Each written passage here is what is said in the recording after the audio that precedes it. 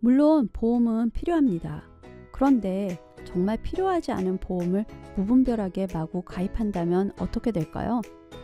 월 수입에서 보험료라는 비용을 다 지불하고 나면 저축할 돈이 남지 않을 수 있습니다.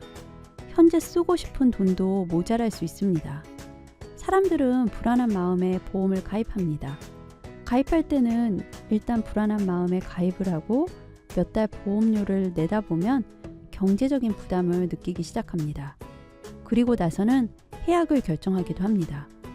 반복적으로 이런 일을 하는 것은 돈 관리뿐만이 아니라 불필요한 의사결정을 했다 안 했다 하면서 삶의 질도 해칠 수 있습니다. 그렇기 때문에 보험 가입을 결정할 때는 여러 가지를 고려해야 합니다. 어떤 것들을 생각해 봐야 하는지 이야기해 봅시다. 가장 먼저 자신의 인생에 대해 생각해 보아야 합니다. 보험을 가입할 당시의 나이와 소득이 가장 중요한 요소겠죠. 예를 들어 보겠습니다. 중병이 들어서 일을 못하게 되면 당장 생활하기 힘들 수 있습니다.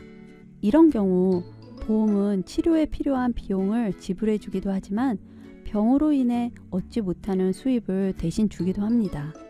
만약 자산이 별로 없는 사람이라면 이런 보험을 들어두는 게 도움이 될 수 있습니다.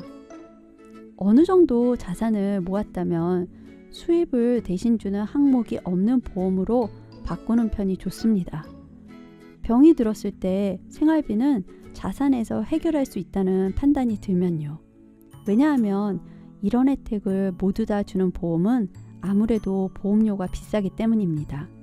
두 번째로 보험을 가입할 때는 위험이 큰 항목부터 보장하는 보험 순서로 선택해야 합니다. 일반적으로 경제적 부양을 하고 있는 가장의 사망 혹은 큰 질병에 대비하기 위한 사망보험, 암보험을 가장 우선적으로 구성하는 것이 합리적이며 이후 다른 보험을 고려하는 것이 좋습니다. 마지막으로 보험의 주 내용을 담고 있는 주계약과 특약이 결합된 형태로 구성된 보험을 활용하는 방법입니다.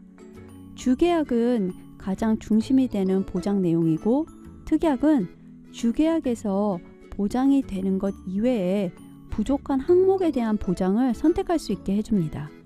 예를 들어서 의료실비 보험 혹은 연금보험을 주계약으로 하는 보험에 암보험 특약과 운전자 관련 특약을 더해서 한 개의 보험으로 의료비, 암, 교통사고 세 가지에 대한 보험을 구성할 수 있습니다.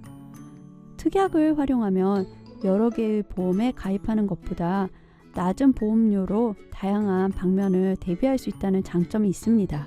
하지만 무분별하게 특약을 추가하다 보면 보험료가 과도하게 비싸질 수 있으니 주의해야 합니다. 요즘은 정말 많은 보험의 종류가 있습니다. 보험에 저축과 투자가 합해진 것들도 있는데요. 위에서 이야기한 특약처럼 보험에는 다른 기능을 얹으면 얹을수록 보험료가 비싸집니다.